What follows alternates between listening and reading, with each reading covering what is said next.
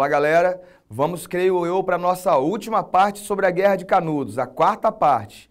E lembra que eu parei na última aula falando, meu camarada, de que ele havia encontrado o Arraial de Canudos, ele havia colocado a comunidade para poder funcionar. Falamos quais eram os principais inimigos do Arraial de Canudos, a Igreja Católica, os fazendeiros e, além disso, a própria República.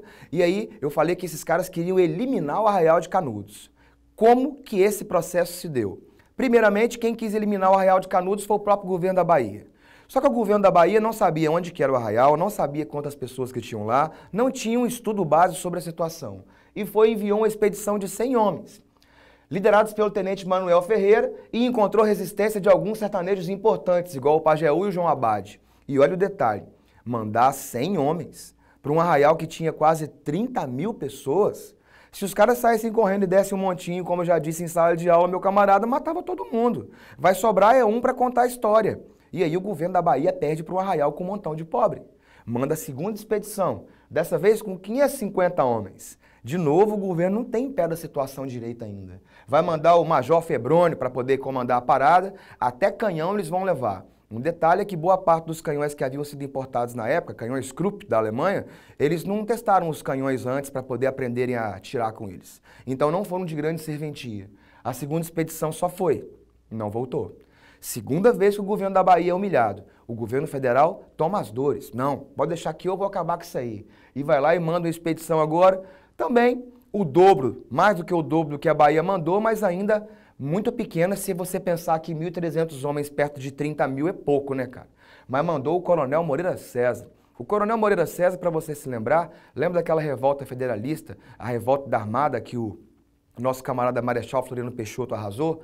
Lembra que eu falei com vocês que o último lugar de foco de resistência era a cidade de Desterro, que o Floriano foi lá e executou todo mundo e virou Florianópolis? Pois é, o camarada que era o principal comandado em batalha do Floriano era esse cara, o Moreira César. Ele era conhecido como corta-cabeças ou ainda como cão sanguinário. O que ele gostava de fazer, além de decepar as cabeças dos inimigos, meu velho, era cortar o solado do pé do cara e mandar ele correr. Ou corre ou morre. Ou seja, mandava o Coronel Moreira César, era a situação resolvida. Só foi também. Só foi por quê? Porque não voltou. Ah, então ele também foi morto lá no Arraial de Canudos? Foi. E aí o governo começou a perceber que a situação era bem mais amplificada do que ele imaginava.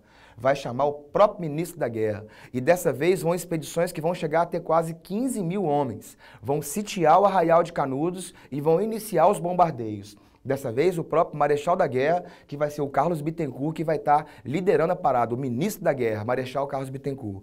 E aí, meu velho, o que ocorre? Quando essas tropas estavam chegando nessa quarta expedição, as cabeças de todos os soldados que haviam sido abatidos anteriormente, que haviam ido para a guerra anteriormente, todas as cabeças estavam decepadas, fincadas na cabeça dos paus de cerca, e o pênis dos camaradas também eram cortados e enfiados na boca dele. E aí, como eu costumo dizer na sala de aula, cabeça enfiada no pau e o pau enfiado na cabeça, de todo mundo. Então você imagina a situação. Pelo menos, meu velho, abalar o ideológico e o psicológico, na verdade, do camarada vai. Mas não adiantou muita coisa, não. O arraial vai ser bombardeado intensamente.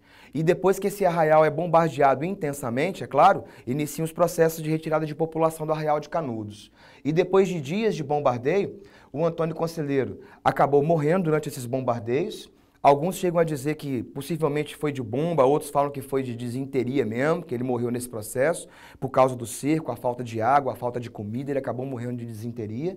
O que se sabe é que de quase 30 mil pessoas, senhores, apenas 4 sobreviveram. Apenas 4 sobreviveram? 4. 2 homens de meia idade, uma criança e uma mulher.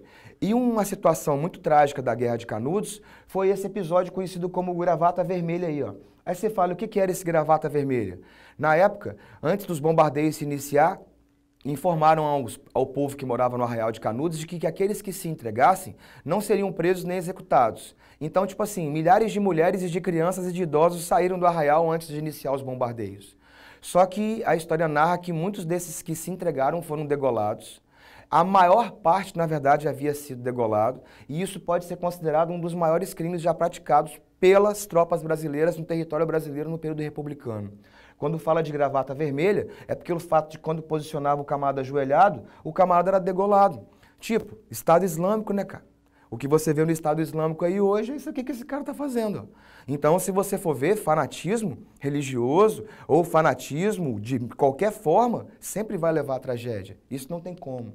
E aí, meu velho, estima-se que a população morreu não só pelos bombardeios, mas também pela fome e pelas doenças, como eu havia acabado de falar, e o cadáver do Antônio Conselheiro foi encontrado nos escombros. Aqueles 4 sobreviventes que eu havia dito, olha aqui algumas das mulheres e das crianças que se entregaram, não vai ser todo mundo que vai ser arrasado, que vai ser massacrado, mas o Antônio Conselheiro vai ser encontrado, vai ser desenterrado, vai ter a sua cabeça decepada do corpo e enviada para exposição pública em quase todas as capitais do Brasil na época.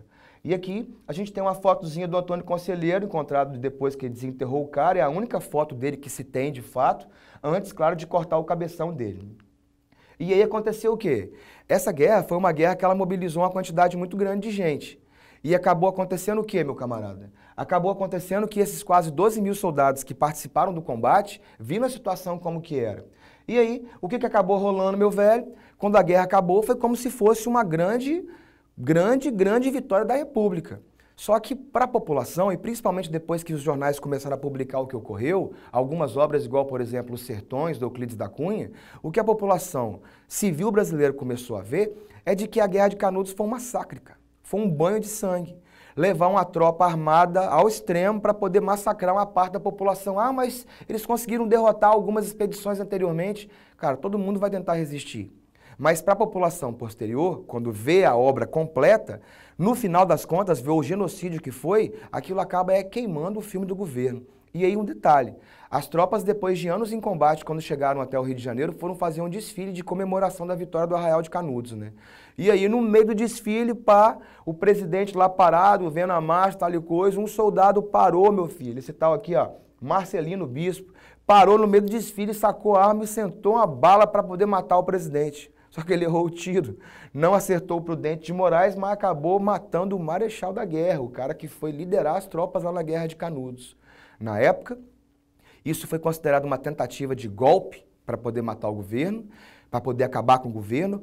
E, é claro, o Prudente de Moraes, diante dessa tentativa que ele afirmou que seria uma tentativa de golpe de Estado, decretou estado de sítio, que ele pode decretar, governa sozinho pelos próximos 6 meses, sem precisar do Congresso.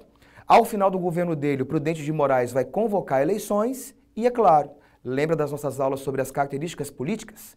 Aquela ideia do café com leite? Entra em ação. O governo do Prudente de Moraes acaba, essa ideia de desconfiança de uma conspiração florianista é inexistente e a aula termina aqui. Na próxima aula, outro presidente, o Prudente de Moraes, se encerrou. O nosso primeiro presidente da República Oligárquica. Até lá, galera. Fica assim.